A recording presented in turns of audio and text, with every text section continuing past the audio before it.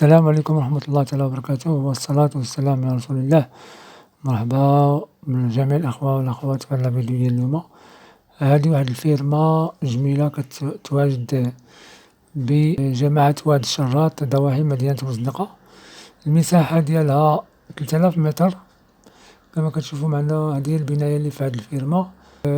كما قلت لكم هذه الفيرما المساحة ديالها 3000 متر، كتواجد بجماعة واد الشراط قريبة لمدينة بوزنيقة.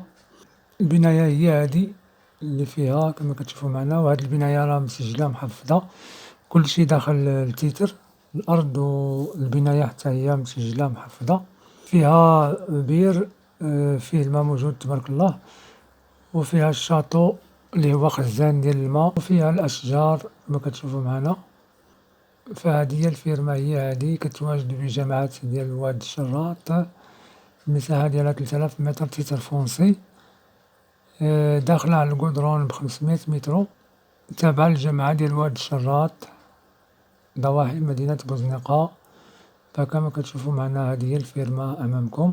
الدورة داخل فيها بير، والماء راه موجود كاين والمحلو. بالنسبة للبناية حنا غنشوفوها من الداخل كما كتشوفوا معنا. هذه هي البناية من الداخل. فالمساحة الإجمالية ديال هذه الأرض هي 3000 متر، تابعة للجماعة ديال واد الشراط ضواحي مدينة بوزنيقة. كما كتشوفوا معنا هو الدخلاني ديال الفيلا هي هذه. الأرض راه مسجلة محفظة، وحتى البناية حتى هي مسجلة محفظة.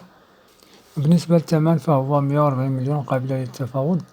فاللي عجبتو وبغاها يتصل بنا يجي يشوف في هذا المكان، ولا كانت مكتبة ليه في الرزق الله يسخر ليه إن شاء الله. كما كتشوفوا معنا هذا هو الدخلاني ديال هاد البناية هذه، هاد الفيرما. فكما قلت لكم الأرض راها مسجلة، وحتى البناية راهي مسجلة محفظة.